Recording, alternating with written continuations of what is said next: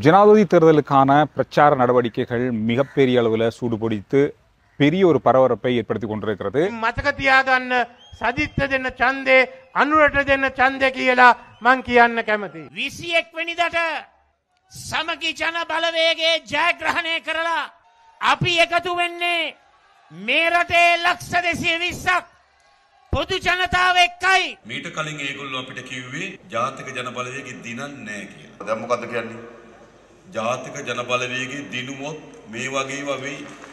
கடந்த கிழமை போன கிழமை இருந்ததையும் தாண்டி இந்த கிழமை அதாவது இந்த வியாழக்கிழமை இந்த ஒரு கிழமைக்குள்ள பெரிய அளவான மாற்றம் உண்ட மக்கள் மனங்களில் ஏற்படுத்தியிருக்கு. நாம 2-3 வீடியோவுக்கு முதல்ல நேற்றைய வீடியோ அல்லதுக்கு முதல் வீடியோவாக இருக்கட்டும், இதெல்லாமே வந்து நேரடியாக மக்களோடு சேர்ந்து எடுக்கப்பட்ட வீடியோக்களாக இருந்தாலும் அது வேறு வேறு கேள்விகளாக இருந்தாலும் மக்கள் இந்த தேர்தலை எதிர்நோக்கிறது வழமையாக இதுவரைக்கும் நடந்த அதாவது ஜனாதிபதி தேர்தலிலிருந்து நிறைய வித்தியாசத்தை இந்த முறை பார்க்கக்கூடியதாக இருக்கும் அப்படின்ற மாதிரி சொல்லப்பட்டது. இப்போ வந்து 3 விஷயங்கள் பேசப்பட்டது. அதாவது 3 பேரை பற்றி அன்ருகுமார திசாநாயக்க, சஜித் பிரேமதாச, தற்போதைய ஜனாதிபதியும் ஜனாதிபதி வேட்பாளரான ரணில் விக்ரமசிங்க, இவங்க 3 முனை போட்டியாகத்தான் கடந்த ஜனாதிபதி தேர்தல் திகதி அறிவிக்கும் போது இருந்தது. ஆனால் இப்போ அது 2 முனை போட்டியாக மாறி இருக்கு.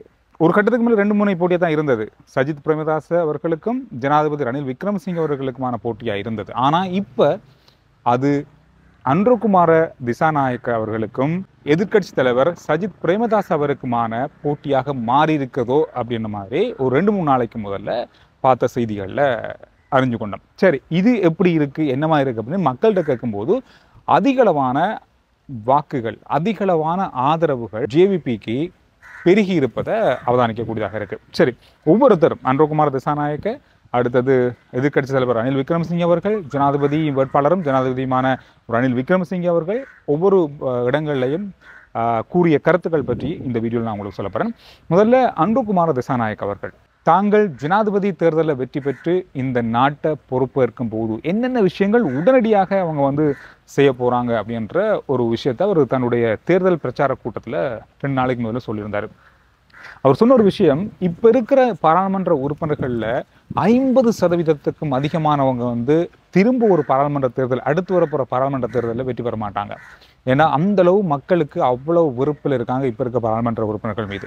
அது மட்டும் இல்லாமல் ஜனாதிபதி தேர்தலில் அன்ருகுமார திசாநாயக்க அவர்கள் ஜேவிபி தன் ஆட்சியை கைப்பற்றும் பொழுது எப்படியான அமைச்சரவைகள், என்ன மாற்றம் அடுத்த நாளே இருக்க போகுது அப்படின்ற கேள்வி நிறைய பேர் கேட்குறாங்க. எப்படி என்ன செய்ய போறீங்க, உங்களுடைய அமைச்சரவையை நீங்கள் எப்படி உருவாக்க போறீங்க அப்படின்ற கேள்வி கேட்குறாங்க. அதுக்கு பதில் அவர் சொல்லியிருக்க விஷயம் என்னன்னு சொன்னால், 2 பேர் அல்லது அவரோட சேர்த்து 4 பேர், 3 பேர் அவரோட சேர்த்து 4 பேர் கொண்ட ஒரு அமைச்சரவை அமைக்கப்படும். அது யாரென்று இதுவரைக்கும் இல்லை. ஆனால் அந்த ஒரு அமைச்சரவைக்கு ஆதரவு இல்லாமல் அல்லது அதை அமைக்க முடியாமல் போனால் உடனடியாக பாராளுமன்றம் கலைக்கப்படும்.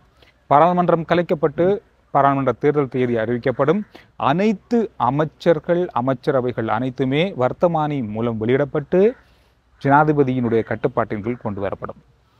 மிகப்பெரிய அளவிலான ஒரு மாற்றத்தை இந்த ஜனாதிபதி தேர்தலுடைய முடிவு கொண்டு வரும் அப்படின்றத அவருடைய தேர்தல் பிரச்சார கூட்டத்தில் அவர் சொல்லியிருந்தார். சரி, இது ஒரு பக்கம் இருக்கும்போது ஜனாதிபதி ரணில் விக்ரமசிங்கே அவர்கள் நேற்றைய நாளில் ஒரு கூட்டத்தில் பேசியிருக்காரு. சஜித் பிரேமதாச அவர்களால் ஒருபோதும் அன்ருகுமார் அவர்களை தோற்கடிக்க முடியாது.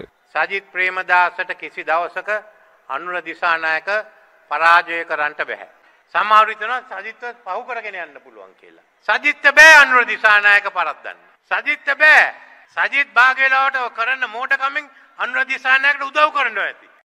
அன்ருகுமார திசாநாயக்க அவருடைய வெற்றியை அதிகரிக்க செய்கிறதே சஜித் பிரேமதாஸ் அவர்கள் தான் அப்படின்ற மாதிரி அவர் ஒரு விஷயத்தை பேசியிருக்காரு அவருடைய பிரச்சார கூட்டத்தில். இந்த மாதிரி பல விஷயங்கள் பல பக்கமாக சொல்லப்படுகிறது. அது மட்டும் இல்லாமல் நேற்றைய நாளிலும் இன்றைய நாளிலும் தபால் மூலமான வாக்களிப்புகள் நடந்து வருகிறது. இது 2வது நாள் தபால் மூலமான வாக்களிப்புக்கான. இந்த தபால் மூலமான வாக்களிப்புகளில் அதிகமான வாக்குகள் ஜனாதிபதி ரணில் விக்ரமசிங்கே அவர்களுக்கு கிடைக்கப்பட்டிருப்பதாக பரவலாக பேசப்படுகிறது. அது சம்பந்தமாக அவருடைய கூட்டத்தில் அவர் சொல்லியிருக்காரு. அனைவருக்கும் நன்றி அப்படின்ற மாதிரி சொல்லியிருக்காரு.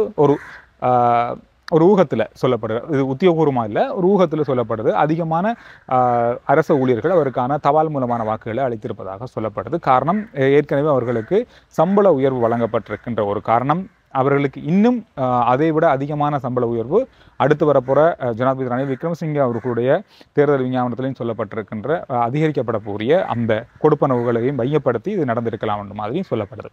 சரி, இது ஒரு பக்கம் இருக்கும்போது சஜித் பிரேமதாஸ் அவர்கள் தன்னுடைய கூட்டத்தில் இன்னொரு விஷயத்த சொல்லியிருக்காரு. முக்கியமாக நாம் நேற்றைய நாளில் போட்ட வீடியோவோட சம்மந்தப்பட்ட ஒரு விஷயம்தான். பரவலாக சமூக வலைத்தள ஆர்வலர்கள், செய்தி சம்பந்தமாக எழுதக்கூடியவர்கள் இந்த தேர்தலை என்ன சொல்கிறது, ஆழமாக போய் பார்த்து என்ன நடக்குது அப்படின்றத அறிந்து சில செய்திகள் எழுதக்கூடிய ஊடகவியலாளர்கள், சர்வதேச ஊடகங்கள் இந்த மாதிரியான விஷயங்களில் பார்க்கக்கூடியதாக இருந்தது. ஜனாதிபதி ரணில் விக்ரமசிங்கே அவர்களும் எதிர்க்கட்சி தலைவர் சஜித் பிரேமதாஸ் அவர்களும் ஒன்று சேர்ந்தால் மாத்திரம்தான் ஜேவிபி கட்சியை தோற்கடிக்க முடியும். அது நடக்கக்கூடிய சாத்தியத்தை உருவாக்குங்கள்.